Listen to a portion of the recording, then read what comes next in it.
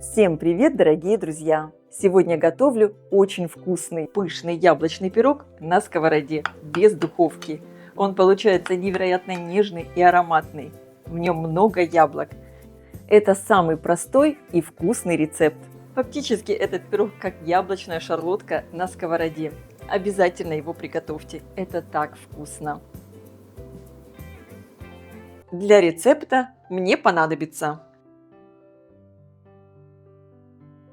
тесто здесь очень простое, для него не нужен миксер. Все перемешиваем венчиком и лопаткой. Разбиваю в миску 2 яйца крупного размера.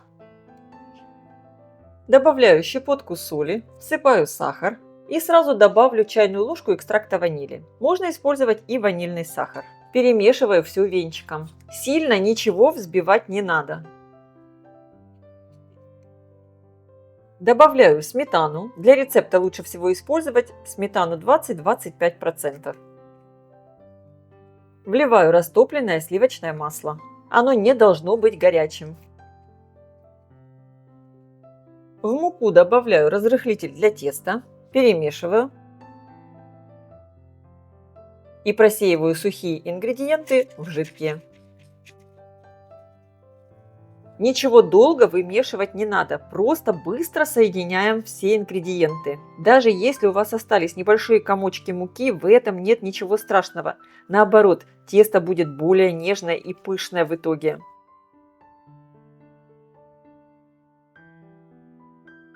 Для начинки мне понадобится 2 крупных яблока весом примерно 450 граммов, столовая ложка сахара, столовая ложка лимонного сока и по желанию можно добавить немного корицы. Подготовлю яблоки для начинки. Для рецепта лучше использовать кисло-сладкие яблоки. Очищаю их от кожицы.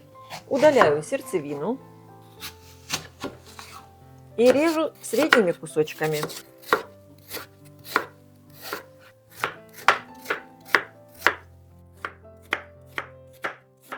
Перекладываю яблоки в миску, поливаю их лимонным соком, добавляю тростниковый сахар, это по желанию, и также по желанию присыпаем корицей. Я корицы использую совсем немного, буквально пол чайной ложки. Перемешиваю. Отправляю яблоки в тесто.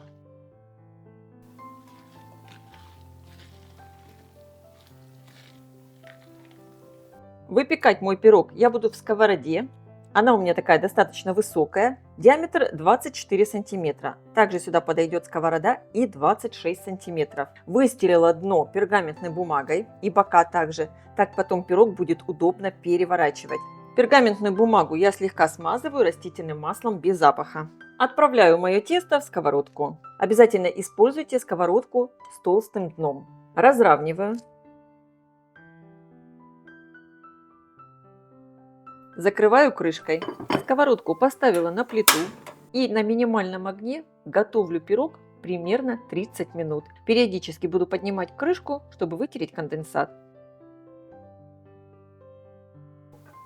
По краям теста у меня уже схватилось. Я переживаю, чтобы пирог не подгорел снизу, поэтому хочу его уже перевернуть. Для этого я беру также пергаментную бумагу, хорошо ее вот таким образом прямо приклеиваю к тесту.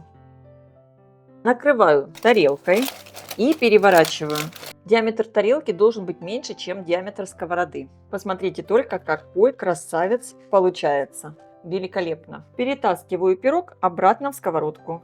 При помощи пергаментной бумаги сделать все очень легко. Пирог немного поправляю. Закрываю крышкой, снова включаю плиту на минимальный огонь и готовлю еще минут 10. Мой пирог уже готов. Но, конечно, его еще можно проверить деревянной шпажкой. У меня уже все хорошо пропеклось. Достаю его на тарелку. Вот такой великолепный яблочный пирог получился на сковороде. Он очень нежный, пышный, воздушный. Оставляем его немного остыть. Сверху пирог присыпаю сахарной пудрой. И можно приглашать всех к чаю. И даже несмотря на то, что этот пирог готовился на сковороде, он получается необычайно вкусный, пышный и воздушный. Пирог получился очень нежный, ароматный, в нем много яблок. Я уверена, он понравится всем. Обязательно его приготовьте к вечернему чаепитию.